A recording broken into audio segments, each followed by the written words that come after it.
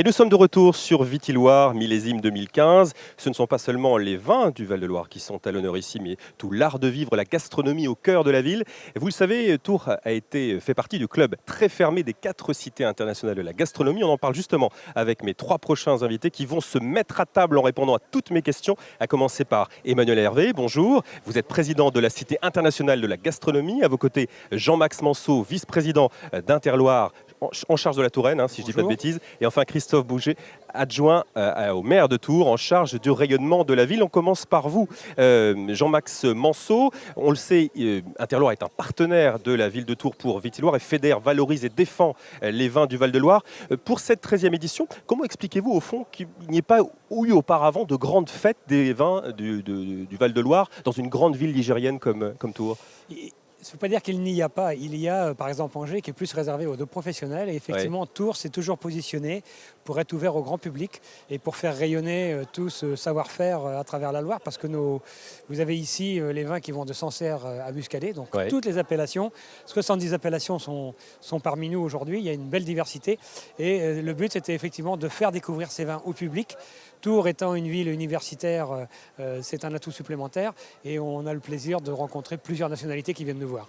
C'est aussi l'occasion pour les viticulteurs de sortir un petit peu de leur vigne, de faire un petit peu de com, d'être plus pédago vis-à-vis des visiteurs. Tout à fait, on a un rôle effectivement d'éducation. Vous savez que le vin est un produit culturel et un produit de plaisir. L'excès, comme tout excès, quel que soit le produit, est forcément mauvais. Mais effectivement, le but, c'est d'éduquer, d'apprendre. Les gens sont curieux, ont envie de connaître, de savoir le lien entre nos vins, nos paysages, notre patrimoine, notre histoire et nos savoir-faire. Et le vin, c'est d'ailleurs le premier sujet de conversation des Français, avant même le foot, paraît-il. Vous avez raison, c'est le premier sujet avant le foot. Et ah, Christophe Boucher n'est pas d'accord. Ouh là là, je vais me faire un ennemi. Là. On va pas, mais je crois que on va refaire le match. L'un est lié avec l'autre. Et simplement vous dire aussi que parfois, pour conclure un bon contrat, ça se fait toujours autour d'une bonne bouteille de vin de Loire. Au fond, qu'est-ce qui séduit les amateurs des vins du Val-de-Loire? Est-ce que c'est le facteur proximité? Est-ce que c'est le prix également? Il y a plusieurs facteurs. Nos vins ont une belle et une grande digestibilité, c'est-à-dire que ce ne sont pas des vins qui fatiguent. Vous pouvez en consommer de façon modérée, mais régulièrement, sans pour autant avoir un mal de tête, etc. C'est des vins qui ont une palette aromatique assez extraordinaire, vous trouvez tous les styles, il y en a vraiment pour tous les goûts, et effectivement avec des rapports qualité-prix assez intéressants par rapport à ce qu'on peut trouver sur la planète. Et puis vous vous battez aussi à l'international pour défendre les vins du Val-de-Loire, en Chine notamment. Oui, ça commence. On est présent dans beaucoup de pays. Beaucoup d'appellations du Val-de-Loire sont présentes aux États-Unis très fortement, mais la Chine est en train de s'ouvrir, s'intéresse. Elle a commencé par le Bordelais et maintenant elle vient vers nous, tout à fait. Très bien. Prenez le micro, Emmanuel Hervé, vous qui présidez la Cité internationale de la gastronomie. Au fond, est-ce que la gastronomie, ça n'intéresse pas que vous et une poignée de happy few, quelques heureux privilégiés?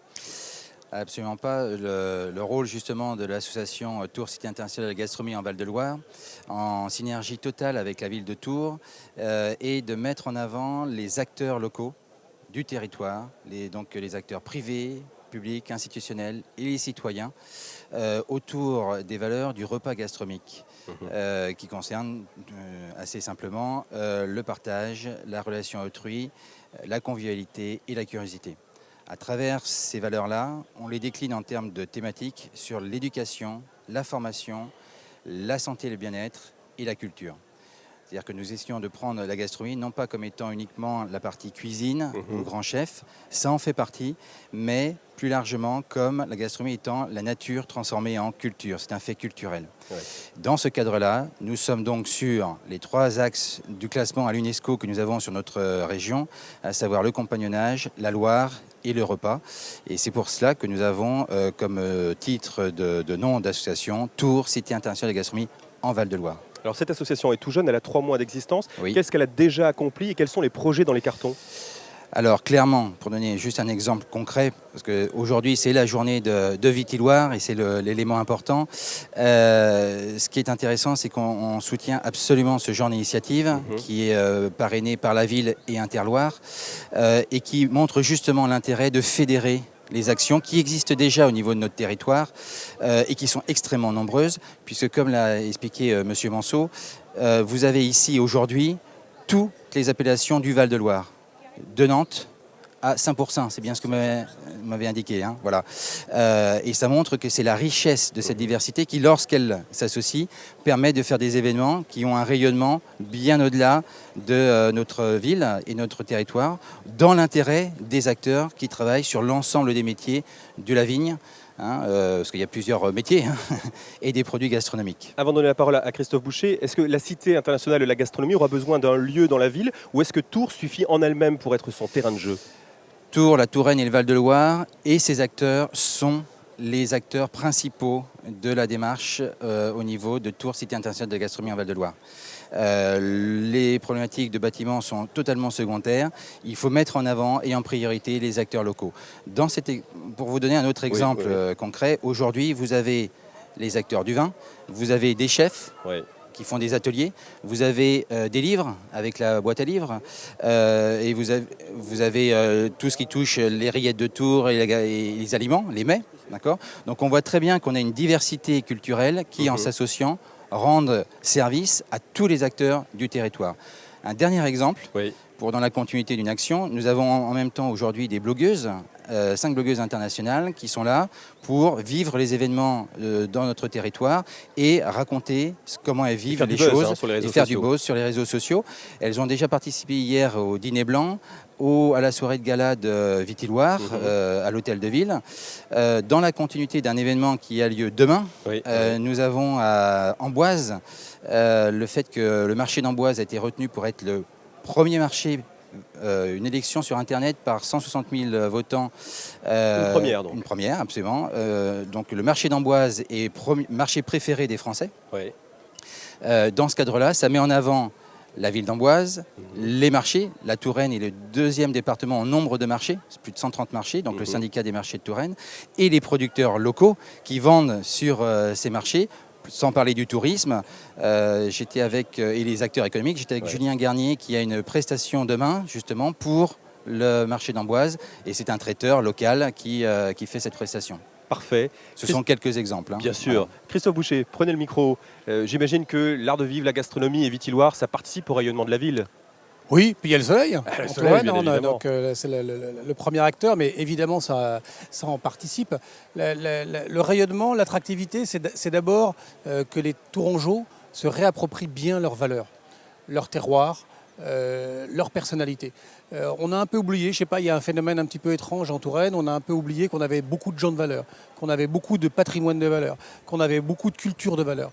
Donc c'est avant tout cette réappropriation pour que les gens en soient fiers. Nos meilleurs ambassadeurs pour l'attractivité de la ville, pour son rayonnement, c'est avant tout les personnes. C'est avant tout les Tourangeaux et les Tourangelles.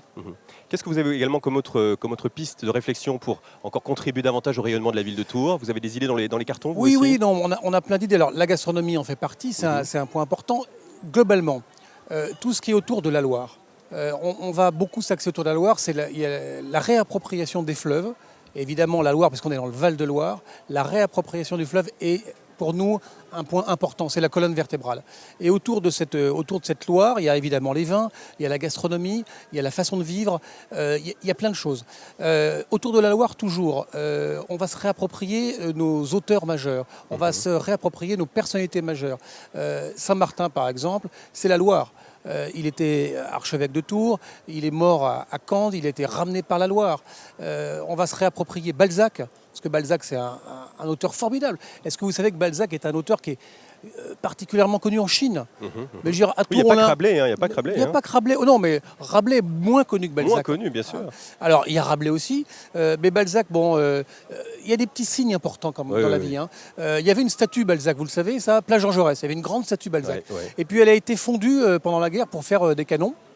Donc il faut aussi qu'on se réapproprie Balzac, c'est un personnage important. Et Balzac, c'est la Loire. On a besoin d'emblèmes comme ça. On a besoin d'emblèmes et on a besoin que les Tourangeaux se sentent... Ce mot-là est des fois mal interprété, cet adjectif-là est mal interprété, mais moi j'ai besoin que les Tourangeaux soient fiers. Parce qu'une fois qu'ils seront fiers, ils sauront parler de leur ville, de leur région. Une fois qu'ils seront fiers, ils sauront être nos meilleurs ambassadeurs et ça sera vraiment important. Et une fois qu'ils seront fiers encore, ils auront de l'ambition. Et ça, c'est vraiment important. Et là, quand on est au milieu de nos jardins, quand on est au milieu de nos vins, on est fiers, mais il faut aller le porter ailleurs. Gardez le micro pour une dernière question commune. Vous, Christophe Boucher, votre dernier coup de cœur gustatif ou émotion sensorielle pour un plat, un produit ou un vin du Val-de-Loire? Aucune question intime. Je vous Oui, rassure. alors hier, moi je ne suis pas trop fan parce que ça a été un peu du foie gras. Ouais. Et alors hier, lors du déjeuner de la Cité de la Gastronomie, on avait un foie gras poire tapée. Qui était vraiment sublime et ça m'a réconcilié un petit peu avec le foie gras. Vous savez, le foie gras c'est un peu comme le saumon. Oui. Alors on en met un peu à toutes les sauces désormais. Et alors hier on en a mangé un tellement bien accompagné qu'effectivement ça m'a réconcilié. Porte tapée. Poire Bien tapée. tapé. Poire tapée, j'avais pas compris. Moi, je suis un peu tapé pardon, aujourd'hui. poire tapée. Monsieur Manceau, votre dernier coup de cœur sensoriel, gustatif. Moi, mon dernier coup de cœur, c'est avec un pêcheur de Loire. Ah.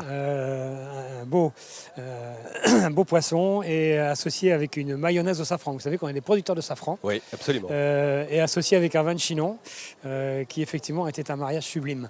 Voilà. Il faut oser parfois casser quelques principes, comme disait Monsieur Boucher. Effectivement, on parle du foie gras. Foie gras poire tapée au vin de Chinon, ça marche très bien aussi. Il y a des choses comme ça. Il faut, voilà. Donc voilà mon dernier coup de cœur. Parfait. Et enfin, Emmanuel Hervé. Alors c'est difficile parce qu'il faut toujours faire attention à... Ouh là là, aux susceptibilités, à aux tout ménager. susceptibilités.